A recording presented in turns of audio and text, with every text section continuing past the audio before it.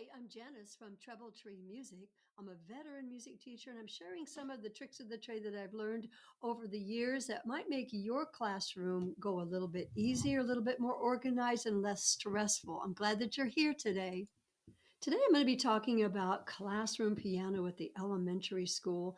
I was really lucky to have a whole set of keyboards, 36 of them at my elementary school. I shared them with a co-teacher from another school. She'd have them in the fall, and then I'd have them in the spring. Sometimes that we would share them, and we'd flip it, and I'd have it in the fall. I felt really, really blessed. The organization of setting all that up, that was a challenge, and I finally got to it. But part of the challenge is assessing the piano play for each class, and some classes may have 36 kids, some may have less, and it's getting all that organized and finding a path to being able to assess the skill that they're learning while learning how to play the piano. One of the reasons I love to do a piano unit is that they have headphones. And I usually do it at the end of the year after all of the programs have finished, May, and then in my district, we were done in the middle of June. So it was a wonderful last 5 to 6 week process. At the end of the year, there's lots of field trips, there's lots of events, there's outdoor events that can impact the number of classes we see, a number of sections that we get to teach during that time at the end of the year. So it really, really worked out well. And it was usually hot. It was another way to just sit down and cool and learn to play the piano. Let's look at one way to assess the piano skills. And I'm using a template that I created modeled after my recorder belt, the karate belt assessments I created. And I'll leave a link down in here, teachers available on Teachers Pay Teachers and Etsy. And it was one of the ways to have the students become responsible for filling out the form and telling me what's the title that they're going to use. Here's kind of a sample. They have to put the title. They have to put their teacher's name, the date, what's the song that they're going to do. And then we talk about what each of the assessment rubrics mean. I have two sets of sheets. One of the sheets breaks it down with tempo, rhythm, melody, and poise and posture as well. And in this resource, you could decide to do something a little bit more in depth with each of the students, or you could do a simple how they do and have it done one and done. Either way, I think there's validity in both resources. Each of the rubric sheets are 4-to-1 using the rubrics. 4 is no mistakes, 3 is a few, 2 is several, and 1 is multiple mistakes. And we talk about, not giving up even if it didn't go well, that we're in the learning process and we want to be able to grow our ability, not stop just because it might not have gone well for that first time. There's always going to be students who have already taken private lessons and can be a great resource to show beginners and do a demonstration of what a 4 looks like and what a 3 looks like. And those older kids that have already taken those lessons, they really want to show off their skill as well. This is a good end of the year activity also to review those key vocabulary words, tempo, rhythm, melody, and I add poise and posture to this process as well. As part of the learning, I make time for individual performances, and I also ask the kids to introduce themselves, announce the piece of music that they're going to do. I don't demand that everybody do it, but I sure do like to set that process up so they can learn how to manage the nerves when they're speaking in public. Managing the nerves and introducing yourself, the children really struggle with.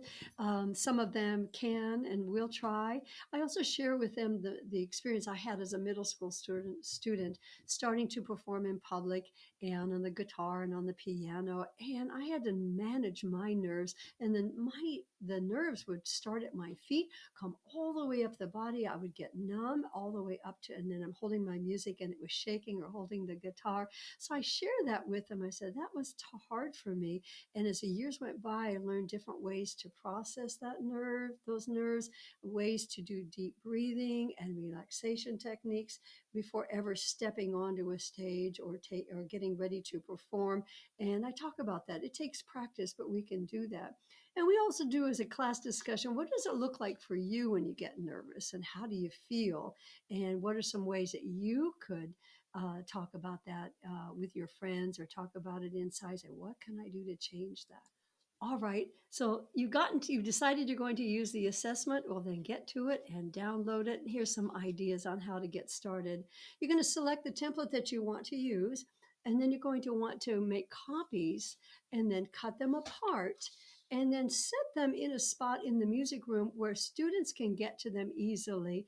And then also find another spot that you're going to put those completed assessment templates, and that they know, and then you need to let them know, where do you get it, where do you put it back, and be ready. You've already talked about what each one of the items means in the rubrics, and then you'll be all set to go. You will have already decided, what pieces of music do I want to use, and that's another blog post that I'll put on here, and another video that I'm going to use that I'll put on there to explain how I do that. Just other ideas: set the rubrics, choose the assessment template, and then what grades are you going to use these templates? Decide that as well. Describe the expectations in each rubric to the students, and have somebody just demonstrate, or you can demonstrate, what does a 4 look like? What does a 3 look like if they're playing? Prepare and go take the time to show the students how to fill out the forms. And that might mean everybody's just practicing one form that we could throw away for later on. You'll have to decide what songs you want to use for what levels, and then show them how that you're going to circle the rubric, the 4 or the 3 or the 2, and then how you'll add those up, or you'll just say, hey, that was a 3, good job. I always have 3s passing, 2 needs a little bit more work. And then collect those assessments throughout the class period. You could put, each class could have their own drawer. I have a picture here that I can show you of the drawers that I use, and I label them with the school's, each teacher's name, and I have them always put them in that drawer. And at the end of the day, I'll pull those out. And then at the end of the day, after I've made some time, I'll grade those sheets, not grade them, but record that rubric. And I use a resource that I created called Google Sheets Elementary Gradebook.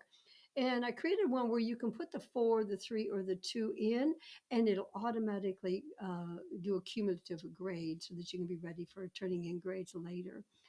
Let's see what else. I always reward myself with a cup of coffee and maybe a little treat as I sit down to record grades in my grade book. And then always try to do a few classes each day. If you do a few each day, set a timer. That's something I do to keep on track. And then you won't feel so overwhelmed when you've got, 10, 15 classes and you've got all of these different assessments that you've got to pull together. Another thing I have that you have a link in the description is it's an organizational tool, way to organize the paper pencil materials in the classroom. I think you might find that helpful too. I wish I'd had more ideas when I was first starting teaching, and I started later after raising my kids, went back to school and got my teaching license. But if you just want more tools in your toolbox to make your teaching day easier. So I'm hoping some of these ideas will help you, and keep looking and look for the next video in the series. I'm going to do a video about how to set up the keyboards, the classroom posters that you might want to have as you start that keyboard unit. Say, what do we do? Where do we go? How do we treat the keyboard? And the blue cup idea. I can't wait to share that with you. It was a game changer for me. And double check in the description to see check out the links I've left for you. And I hope you found some of these ideas helpful.